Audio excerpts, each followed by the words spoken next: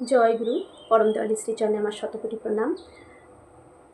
আপনাদের আন্তরিক আনন্দিত জয়গুরু। সকলের মঙ্গল প্রার্থনা করি, সবাই খুব ভালো থাকুন, সুস্থ থাকুন। জয়গুরু। 342তম সৎসঙ্গ ঋত্বিক সম্মেলনে পরম পূজ্যপাদ শ্রী শ্রী আচার্যদেব মায়েদের উদ্দেশ্যে কি বললেন, আজকে বিষয় সেটি। তিনি মায়েদের বলছেন, স্বামীদের সঙ্গে করে নিয়ে যাবে। কোথায় নিয়ে যেতে বললেন?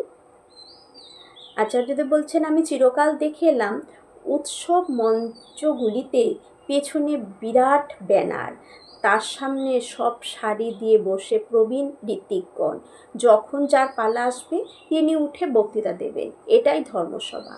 আবার এখন বলা হচ্ছে ঋত্বিকরা বলতে পারবেন না, নবীন কর্মীরাই কেবলমাত্র বলবেন। বিষয়টা তা নয়, ধর্মসভা সারাদিন ধরে চলুক এবং সব বয়সের কর্মীরাই তাদের কথা বলুন, কিন্তু যে যাই বলবেন সেটা যেন তার নিজের বাস্তব ইষ্টকর্মের অভিজ্ঞতার ওপর হয়, কোনো দুর্বোধ্য তত্ত্ব কথা নয়। বাস্তব অভিজ্ঞতার সঙ্গে কিন্তু আমরা নিজেদের ভাবনাকে মেলাতে পারি। বাইরে থেকে তথ্য আমদানি করে বলা কথা কিন্তু অন্তরকে স্পর্শ করতে পারে না, একদমই। মায়েদের বলছেন স্বামীর সঙ্গে করে নিয়ে যাবে, স্বামীদের সঙ্গে করে নিয়ে যাবে, যে উৎসবগুলোতে যেন আমরা স্বামীদের সঙ্গে করে নিয়ে যাই।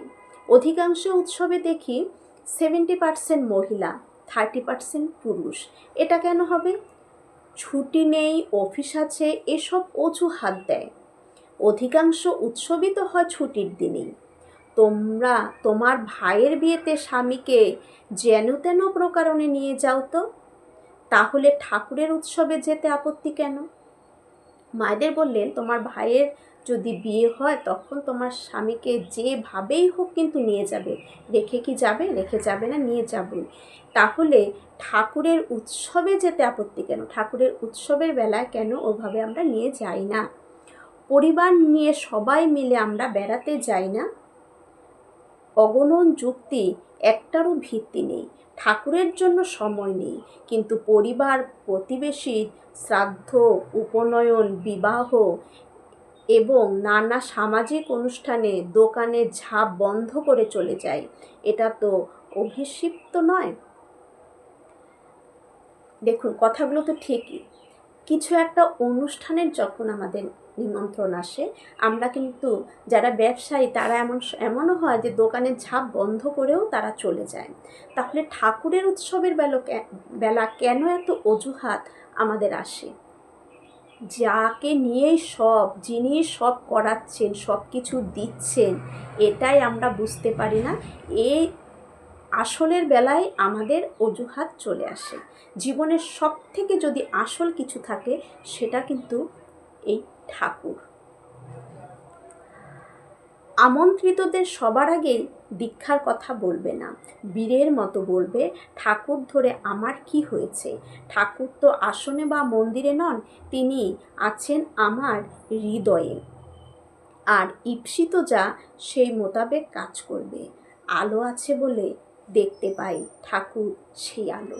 বলবে আলো আছে বলেই যেমন দেখতে পাই, আমার জীবনে ঠাকুরই হচ্ছে সেই আলো, যেই আলোতে আমি সঠিক রাস্তা, সঠিক তথ্য নির্বাচন করে জীবনকে এগিয়ে নিয়ে যেতে পারি। তাহলে মায়েদের উদ্দেশ্যে এটাই বললেন যে ঠাকুরের কোনো উৎসবে বলুন, ঠাকুরের কোনো কাজে বলুন, আমি যেন আমার স্বামীকে সেই ঠাকুরের সাথে যুক্ত রাখতে পারি। এতে কিন্তু আমাদের সকলেরই মঙ্গল। সব কিছুতে আমাদের সময় হয়, সব কিছু বেলায় হয়। তাহলে ওই ঠাকুরের কিছু একটা বেলাতেই কেন আমরা নানান অজুহাত দেখাই? আর এই অজুহাতের দরুনই কিন্তু আমরা নানান বিভ্রান্তিতে পড়ি, নানান অশান্তির মধ্যে কাটে, নানান বাধা বিপত্তির মধ্যে কাটে। জীবনটা মসৃণ সুন্দর যে একটা শান্ত পরিবার, যেটা আমরা কোনো মন্দিরে গিয়ে যে শান্তিটা অনুভব করি, সেটা পরিবারের মধ্যে সে শান্তিটা আমরা পেয়ে থাকি না। কেন পেয়ে থাকি না? আসলকে বাদ দিয়ে চলি বলেই।